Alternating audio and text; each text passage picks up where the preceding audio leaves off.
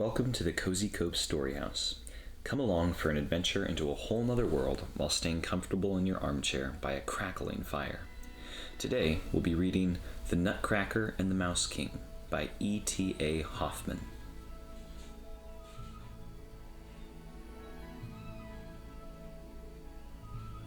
Chapter 2.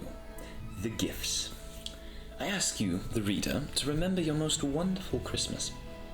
Remember the beautiful, colorful presents and the lavishly decorated Christmas tree. You should be able to imagine how the children felt.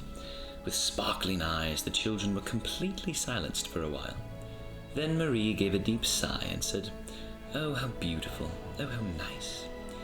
Fritz made a few exuberant leaps into the air. They must have been very good that year, because they had never been given so many wonderful and magnificent presents before. The big fir tree in the center of the room was covered in golden apples, silver apples, buds, and blossoms. Besides that, there were sugared almonds, colorful candies, and many other delicacies. Each and every branch was adorned, and best of all, hundreds of lights sparkled from within its branches like tiny stars. Its warm and inviting glow beckoned the children to pluck its fruits. Around the tree were such colorful and lovely gifts to defy description. Marie saw the prettiest dolls and all sorts of neat little items and tools for them. What especially caught her eye was a dress hanging from a rack so it could be seen from all sides. It was made of silk and adorned with her colorful ribbons. And after admiring it for a moment, Marie exclaimed, "It's so beautiful! Oh, I love it! Surely I'll be allowed to wear it." Fritz had already galloped 3 or 4 circles around the tree on his toy horse, which he had found bridled next to the table. After dismounting, he said it was a wild beast, but that was all right. He'd tame it sure enough. Then he inspected his new squadron of hussars, who were dressed handsomely in red and gold. They carried tiny silver weapons and rode on horses so white that they almost looked like they were made of pure silver. When the children quieted down, they turned to the picture books, which were filled with beautifully drawn pictures of flowers, children at play, and colorful people. They were so lifelike that one could almost believe they might really move or speak. They had scarcely begun to delve into the books when the silvery bell rang again, and they knew Drosselmeyer's gift was ready. They ran to the table where a silken screen Drosselmeyer had been behind all along was lifted up. Sitting upon the table was a green lawn decorated with flowers, and upon that sat a beautiful miniature palace with many golden towers, delicate little mirrors, and windows to see the elegant rooms inside. A bell rang, and the palace's doors opened. Inside, ladies with long dresses and gentlemen with plumed hats walked about the halls. There were so many candles burning in the silver chandeliers in the central hall that the whole room seemed to be on fire. A gentleman in an emerald cloak would presently poke out of a window, wave, and return into the palace again. Likewise, by the door of the castle, a miniature Drosselmeyer, no bigger than Papa's thumb, came out to wave at the children before returning inside.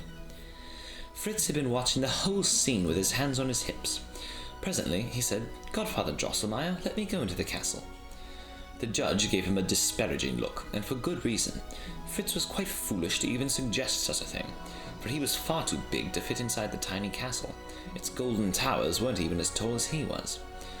After watching the lords, ladies, children, the emerald-cloaked man, and the miniature Drosselmeyer moving through their routines for a while, Fritz said impatiently, "Godfather Drosselmeyer, come out of the other door."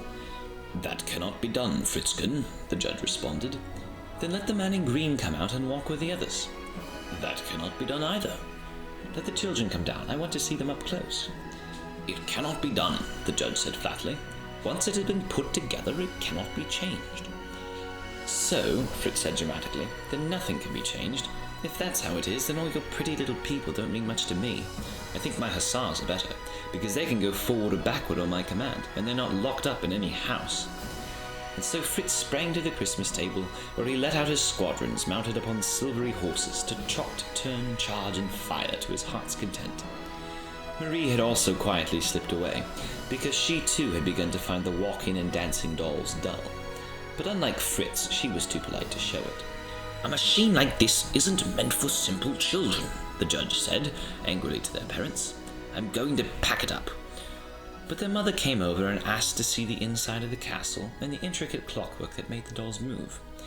So the judge took everything apart and put it back together again, which cheered him right up. He gave the children some beautiful brown men and women with gold faces. They smelled as sweet and pleasant as gingerbread, and both Fritz and Marie enjoyed them very much.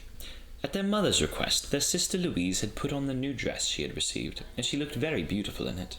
But when Marie was asked to wear hers as well, she said she'd rather simply look at it, which she was gladly permitted to do.